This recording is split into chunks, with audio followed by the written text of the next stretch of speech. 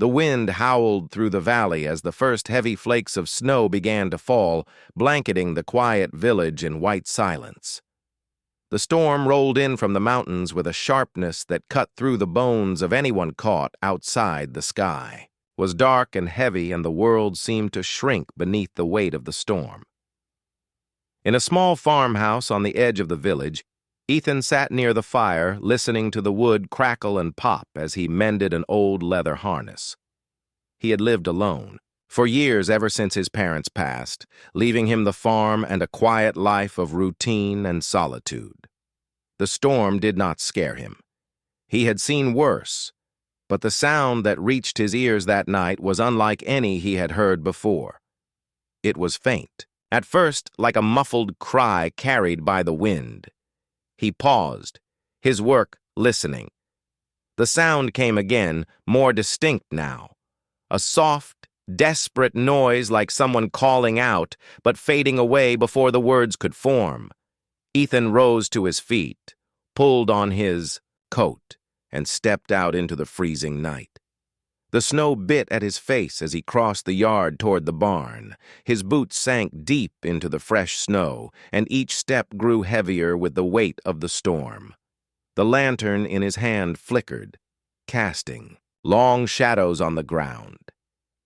The animals were restless. He could hear the uneasy shifting of the horses and the low sound of the cows as he pushed open the barn door. A rush of cold air swept in, and the light of his lantern danced across the straw-covered floor.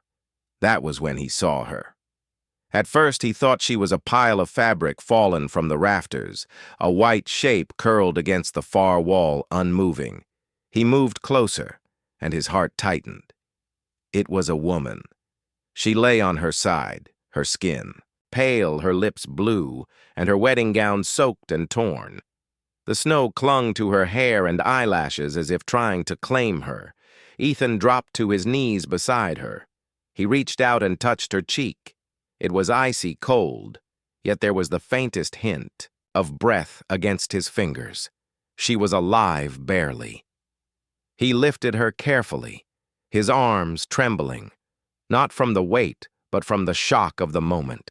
The woman's head rested weakly against his shoulder as he carried her out of the barn.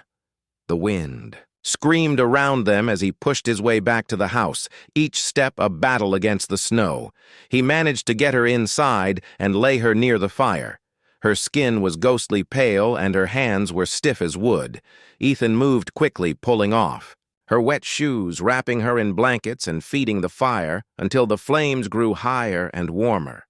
He rubbed her hands, trying to bring the color back into her fingers. For a long moment, nothing happened. Then a small sound escaped her lips, barely, more than a sigh. Her eyes fluttered but did not open. Ethan kept working, whispering softly, even though he knew she could not hear him.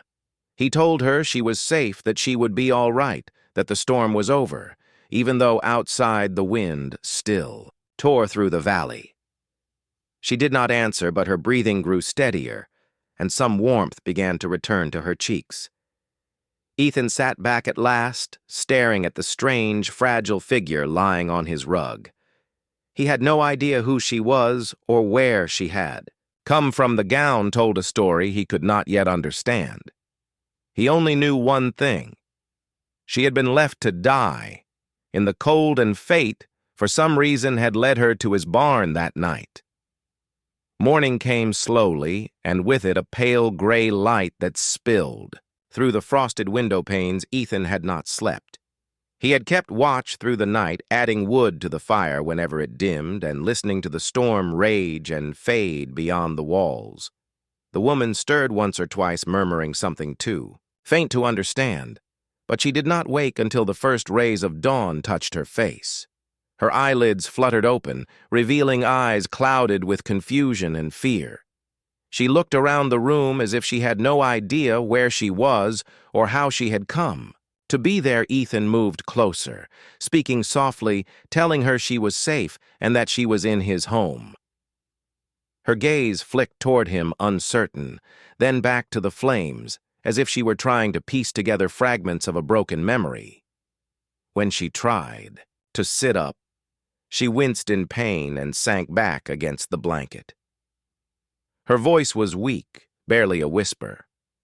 She asked where she was, what had happened, and Ethan told her he had found her in his barn the night before, lying in the snow, almost frozen to death. The words seemed to sink into her slowly, and then tears welled in her eyes.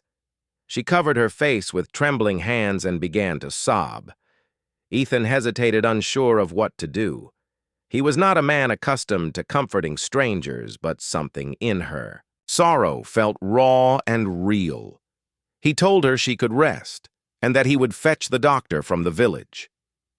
She shook her head quickly, saying she did not want anyone to know she was there. Her name, she said after a long silence, was Lila. She spoke, haltingly, as if the effort to remember each word hurt. She had been married the previous day, or rather she had been meant to be married. Her fiancé, a wealthy man from the neighboring town, had left her at the chapel humiliated before the guests. She could not bear to face the pity or the whispers, so she had run. She had thought to make her way back to her childhood home miles away, but the carriage she hired broke down on the road, and the driver abandoned her when the storm began. Lost and heartbroken, she had wandered through the snow until everything went dark. Ethan listened quietly, his hands folded. He felt a slow burn of anger rise within him, not at her, but at the cruelty she had endured. To leave a woman alone in such weather was unforgivable. Yet he said nothing of it. Instead, he went to the stove and prepared a bowl of broth and brought it to her.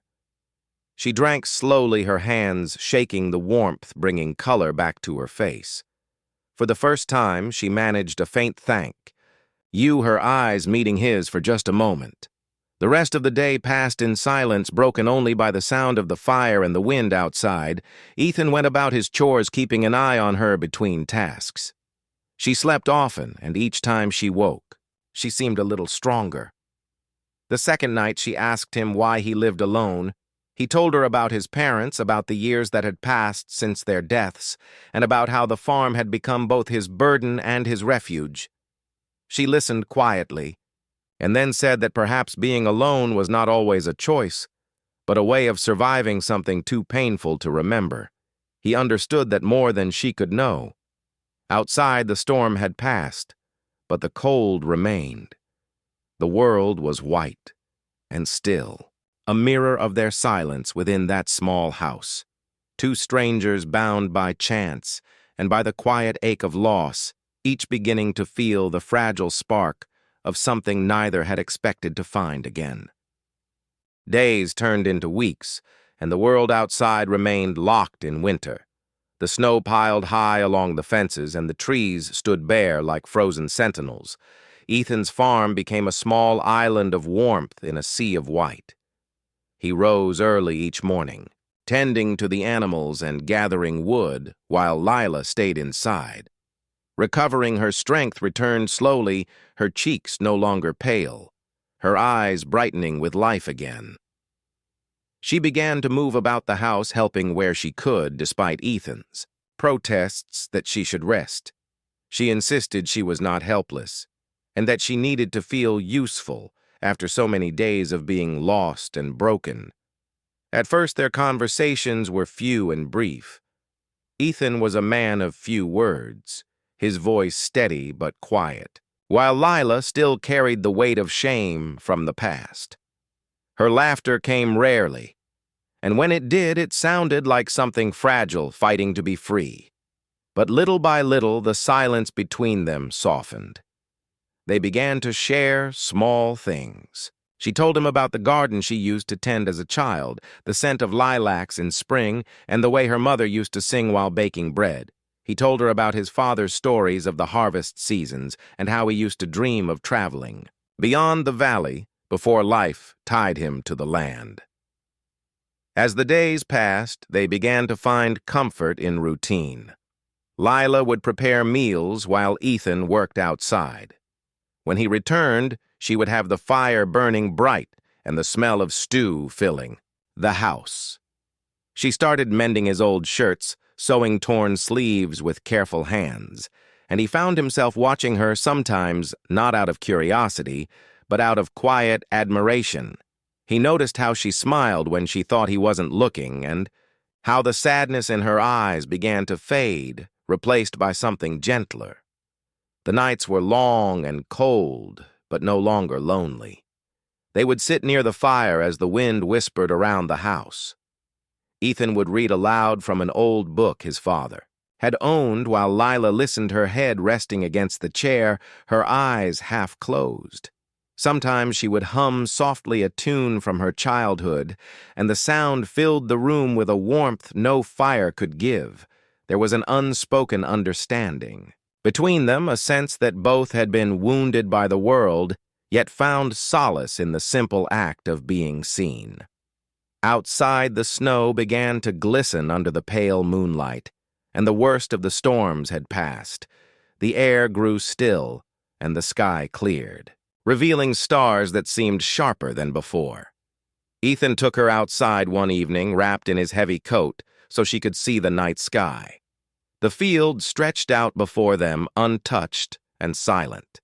She whispered that she had never seen anything so peaceful, and he told her that peace was rare, but worth waiting for.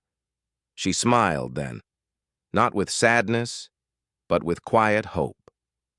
The villagers had begun to wonder about Ethan, who rarely came into town anymore. Some whispered that he was hiding someone. Others said he had finally gone mad with loneliness. He paid no mind to the gossip, choosing instead to protect the fragile peace he and Lila had built inside his home. By the time the third week came, the two of them no longer felt like strangers. The pain that had brought them together was still there, but softer, as if the warmth of their shared days had begun to melt the ice around their hearts. Though neither spoke of what would come next, both knew that life as they had known it had already changed forever. You said, Part 4 ChatGPT said, the thaw came slowly, and with it whispers from the village began to reach their door. The postman, who rarely ventured that far out, brought news and curious looks. He had seen a woman's shadow in the window, and the story spread quickly from house to house. People said Ethan had taken in a stranger. Some said a runaway bride. Some said worse, but Ethan ignored them. Lila, however, heard the murmurs when he went to town for supplies, and though she said nothing, he could see the unease growing behind her calm eyes. One evening, she sat by the fire staring at the flames, her hands folded in her lap. She told Ethan she had been thinking about leaving once she was strong enough. She could not bear to be the cause of trouble for him. The words came out steady, but her voice trembled. He said nothing for a moment, then told her she owed no one an explanation, and that the world would always talk, no matter what truth existed between two people. She looked at him then with tears that did not fall, and said she had been running for so long she no longer knew where she belonged. He wanted to tell her she belonged there, but the words stayed locked in his chest. The next morning, the peace they had built cracked like thin ice. A carriage arrived just as the snow began to melt. A man stepped out, well-dressed, proud and cold-eyed. He introduced himself as Thomas Hale, Lila's fiancé, or rather the man who had left her standing alone in front of the chapel. He spoke with forced politeness, but his words dripped with control. He said he had come to take her back, to spare her from shame and gossip, as though he were doing her a favor. Lila froze pale as the morning frost. Ethan stood between them, his expression calm, but his jaw tight. He asked Thomas why he had come now after abandoning her. Thomas laughed and said he had made a mistake, that he was ready to forgive her if she agreed to return. Lila's eyes filled with disbelief and anger. She told him she did not need his forgiveness, that she had nearly died because of his pride, but he only smirked and said people were already talking, that she should think of her reputation. The words stung her because she had spent her whole life being told what she should think of and whom she should please. Ethan stepped closer and told Thomas to leave. Thomas turned his gaze on him with disdain, calling him a lonely farmer meddling in affairs beyond his place.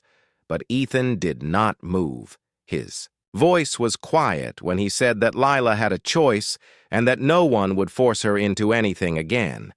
The silence that followed was heavy. Thomas looked at Lila, waiting for her to yield, but she did not.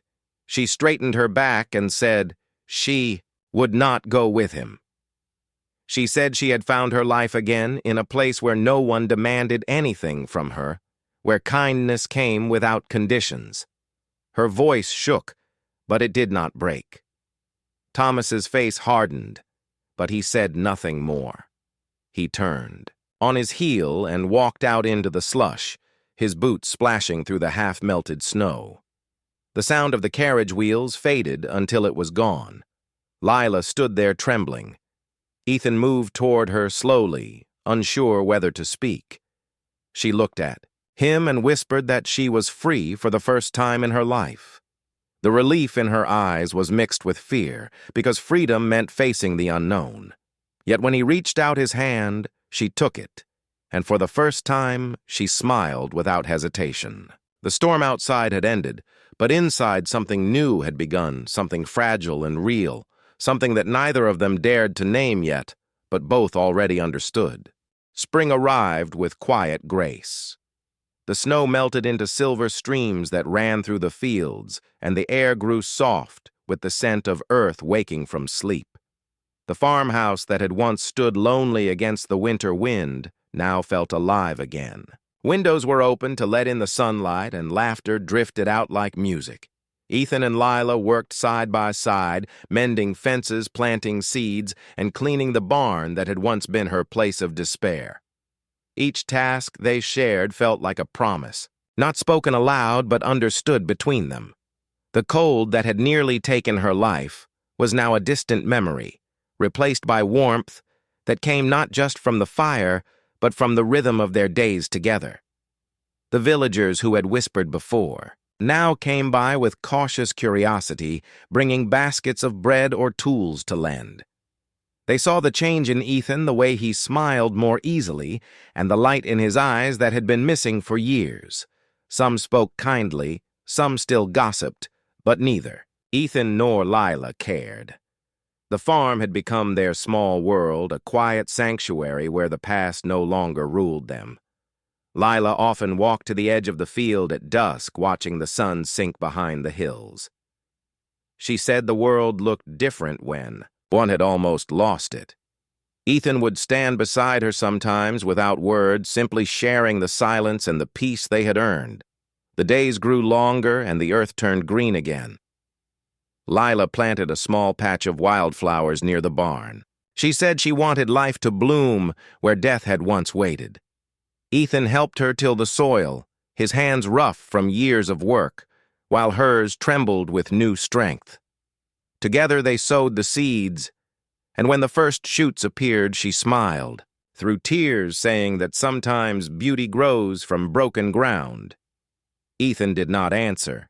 He only watched her and felt something deep within him settle like the earth after rain. One evening as they sat by the fire, Lila spoke of the night he found her. She said she remembered the sound of his voice telling her she was safe when she thought all warmth had left the world. She said she would never forget that moment because it was the beginning of her life, not the end. Ethan looked into the flames for a long time before saying quietly that she had saved him too. Though she did not know it, she turned toward him, her eyes shining, and for the first time, he reached out and took her hand without hesitation. No words were needed as spring deepened. The farm flourished. The barn no longer felt like a place of sorrow, but of rebirth. The horses neighed in the sunlight. The fields swayed with new grass, and laughter replaced the echo of storms. On the first truly warm evening, Lila hung a lantern outside the barn door, saying it should never again be dark for anyone lost in the cold.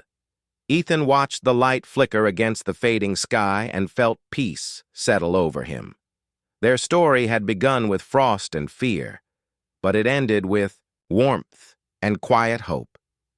They did not speak of love, though it lived in every shared glance, every simple meal, every silent evening spent watching the stars. The barn that had once been a shelter of desperation had become the heart of their home, a place where life began again. The cold had not won. The light had found them both, and in that light, they built something stronger than either had dared to dream.